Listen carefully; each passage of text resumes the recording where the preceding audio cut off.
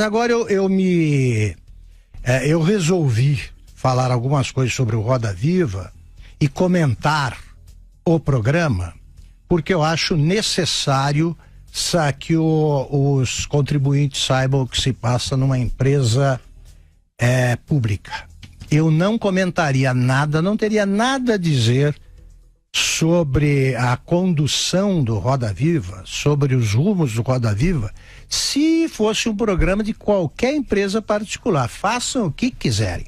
Essas é a Globo, Record, faz o que quiser.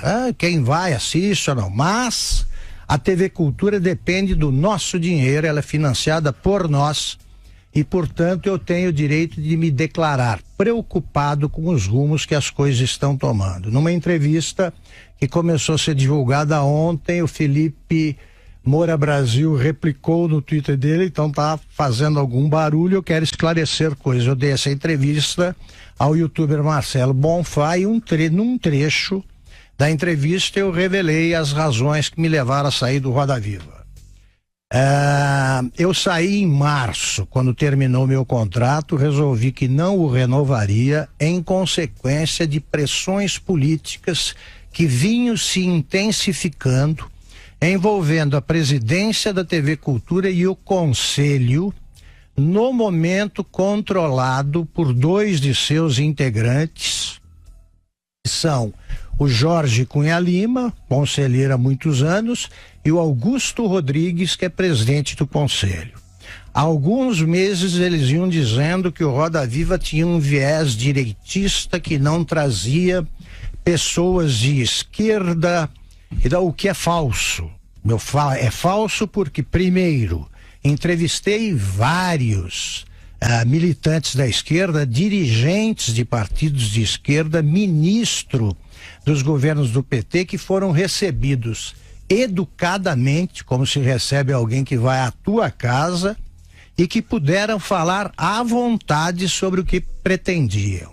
E todos os meses eu fazia questão de mandar um convite protocolado para a presidente Dilma Rousseff e para o já ex-presidente, que eu assumi em 2013, o ex-presidente Lula. E eles nunca aceitaram o convite. A composição da bancada de entrevistadores, a única recomendação que eu dava era que convidassem jornalistas que fizessem com objetividade perguntas sobre o que quisessem, mas perguntas que evitassem o discurso, a exposição das próprias ideias, porque aí eu faço uma viragem no tempo ligeira. Eu vi o nascimento do Roda Viva porque eu sou amigo do Roberto de Oliveira, que o criou, que é um grande homem de televisão, e isso aconteceu na gestão do Roberto Boilaer, de quem também eu tenho o privilégio de ser amigo. Eu vi nascer o Roda Viva, do qual eu fui o segundo apresentador. Eu não comecei apresentando, foi o Rodolfo Gamberini, até porque eu estava trabalhando no Jornal do Brasil e ia para o Rio. O Roda Viva, basicamente, é o seguinte: estrela é o entrevistado. Quem tem que ser conhecido é o entrevistado, quem tem de expor ideias é o entrevistado. Os jornalistas são coadjuvantes muito importantes que devem fazer com que o entrevistado se revele, diga o que pensa e diga o que acha sobre tudo. Você deve sim pressioná-lo aqui e ali, sempre com elegância, como fazem os jornalistas do mundo inteiro. Agora, quem decide se o que ele falou tá certo, tá errado, é bom, é bobagem e tal, é o espectador, que esse é o juiz final. Cabe ao entrevistador o quê? É o papel do juiz de futebol. Quanto menos aparece num jogo, melhor é a atuação do juiz.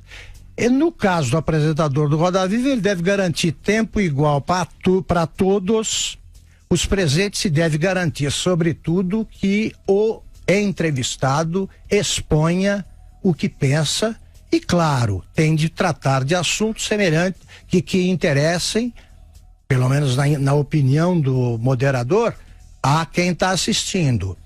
No meu caso, eu fazia o seguinte: se alguém está falando demais do passado, a cada pergunta que fazia, eu tratava do presente, não ficava obrigando alguém a me seguir.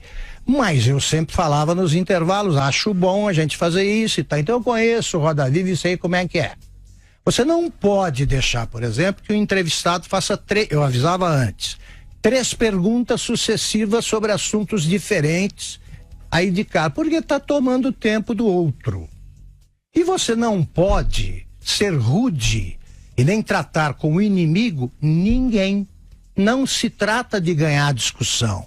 Você tem de informar ao espectador quem é aquilo. A tua opinião não interessa ao espectador. A opinião dos jornalistas não interessa. Pois bem, e claro, o Roda Viva, como tem mostrado há 32 anos, é um programa que mostra quem é importante na vida brasileira. Lá estão todos. Só não foram entrevistados de gente bem importante que eu adoraria ver no Roda Viva, o Pelé, o Roberto Carlos e o Chico Buarque. Não por motivos políticos, o Chico Buarque, como se propala por aí. Ele diz que é tímido para esse tipo de entrevista, desde sempre. Eu digo isso com segurança, porque ele foi um dos primeiros convidados e ele é amigo do Roberto de Oliveira, que produziu todos os musicais do Chico Buarque. Portanto, não tem nenhum problema político, não. Tem nada a ver. O Roberto Carlos alega que a Globo não deixa e o Pelé diz que não dá, porque senão todo mundo vai querer. Bom, voltando agora ao que mais importa. De uns 6 meses, 7 para cá, começaram as pressões para com base nessa suspeita de que era um programa de direita, temos de trazer mais gente de esquerda.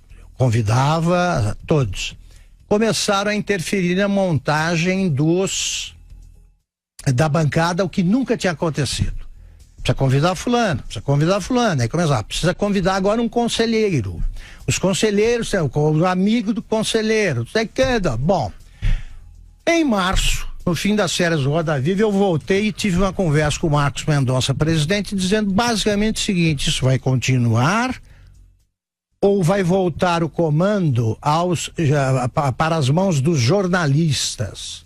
Ele disse, olha, esse ano eleitoral vai ser mais complicado ainda. E me disse que teríamos de entrevistar 3 ministros que estavam de saída do governo Temer, que nós já tínhamos entrevistado, foi a ponderação que eu fiz, e eu disse o seguinte, olha, eles viriam para falar bem deles mesmos, em seguida se desincompatibiliza e começa a campanha eleitoral.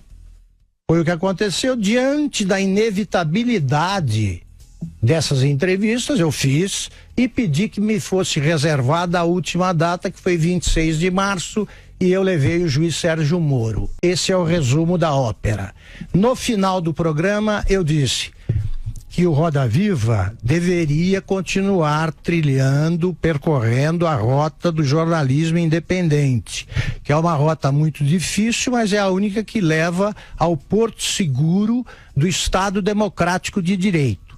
Pelos rumos que as coisas estão tomando, por determinação de conselheiros que estão abusando de suas funções, eu temo que o programa esteja se desviando da rota da independência.